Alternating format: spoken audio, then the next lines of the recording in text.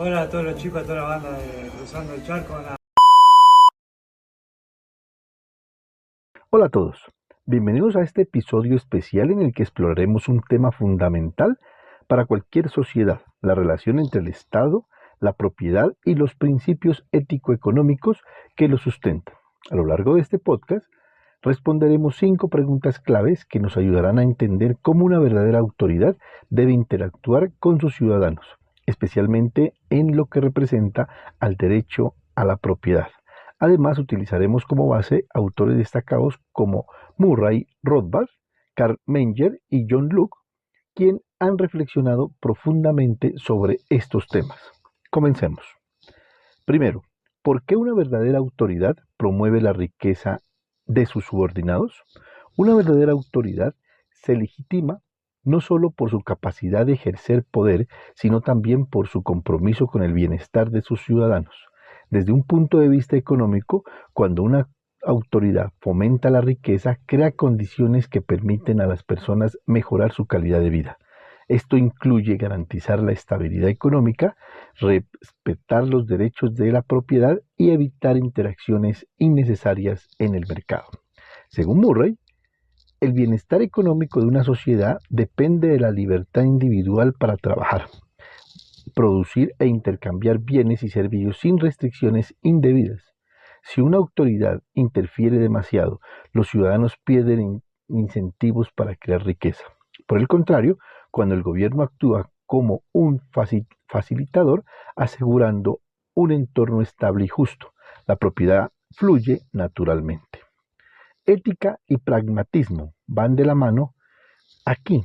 Promover la riqueza no es solo es moralmente correcto, sino también una estrategia eficaz para garantizar la paz social y el desarrollo sostenible. 2. ¿Por qué una autoridad no roba la propiedad de sus subordinados? El derecho a la propiedad es un principio esencial en la filosofía política clásica. John Locke, en su teoría de la ley natural, argumenta que las propiedades surgen del esfuerzo individual cuando una persona mezcla su trabajo con los recursos naturales. Esto se convierte en su propiedad legítima. De ahí que robar esta propiedad, ya sea mediante confiscaciones arbitrarias o impuestos abusivos, sea una violación directa de los derechos naturales. Además, como explica Karl Menger, en su análisis del origen del dinero, la propiedad privada es la base para el desarrollo económico y la cooperación social. Sin el respeto a la propiedad, los intercambios voluntarios se vuelven imposibles y la economía colapsa en desconfianza y caos. Desde un punto de vista práctico, una autoridad que roba la propiedad de sus subordinados destruye los incentivos para invertir,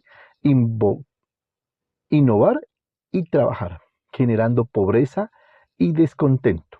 Una verdadera autoridad entiende que su legitimidad depende de proteger, no de amenazar este derecho fundamental. 3.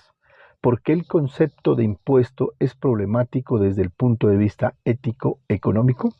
Los impuestos son sin duda uno de los temas más controversiales en la relación entre el Estado y los ciudadanos, aunque su propósito inicial es financiar bienes públicos, como la seguridad y la infraestructura. En la práctica, muchas veces se percibe como una forma de coerción estatal.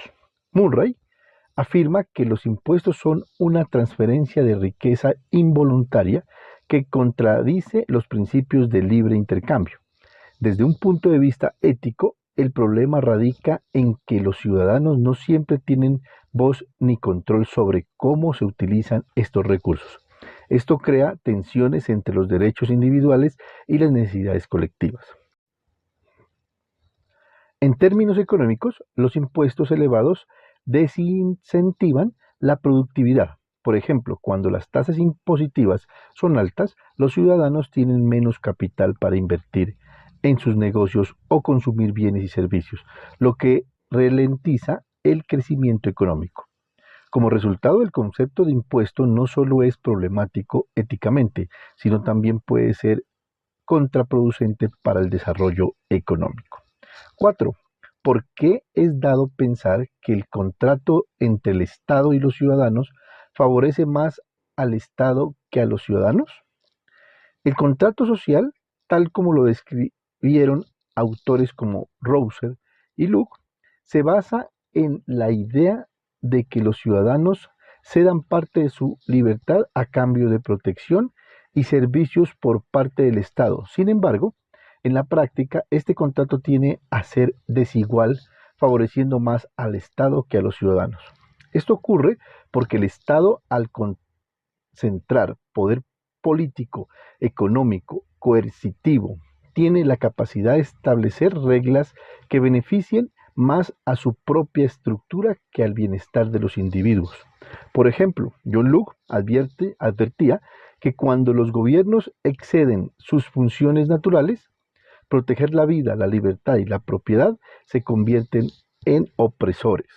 Un ejemplo concreto de esta desigualdad es el uso de impuestos para financiar proyectos que no necesariamente benefician a los ciudadanos, pero que sí fortalecen al aparato estatal. Así, el contrato social deja de ser un acuerdo justo y se convierte en un mecanismo de control. 5.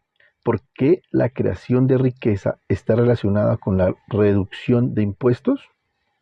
Reducir impuestos no solo permite a los ciudadanos conversar más de sus ingresos, sino que también incentiva la inversión y el consumo, factores esenciales para el crecimiento económico.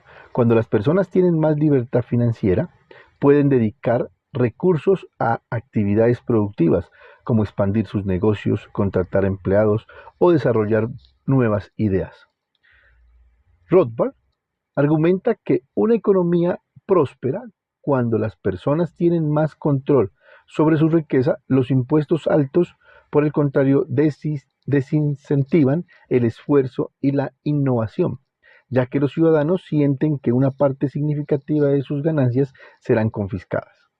La historia económica nos muestra que los países con políticas fiscales más flexibles tienden a experimentar tasas de crecimiento más altas. Esto significa eliminar completamente los impuestos, sino encontrar un equilibrio que permita financiar los servicios esenciales sin sofocar la capacidad de creación de riqueza. Conclusión. Para concluir, hemos analizado 5 preguntas fundamentales sobre el papel del Estado, la propiedad y la creación de riqueza. Una verdadera autoridad debe promover la propiedad de sus ciudadanos, respetar su propiedad y ser cuidadosa en el uso de los impuestos, entendiendo que estos pueden tener implicaciones éticas y económicas significativas. Además, es crucial reflexionar sobre el contrato entre el Estado y los ciudadanos, asegurándonos de que éste sea justo y equitativo.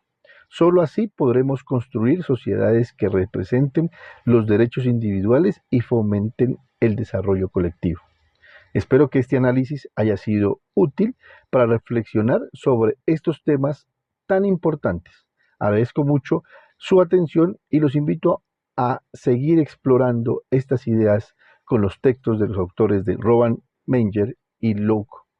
Hasta la próxima.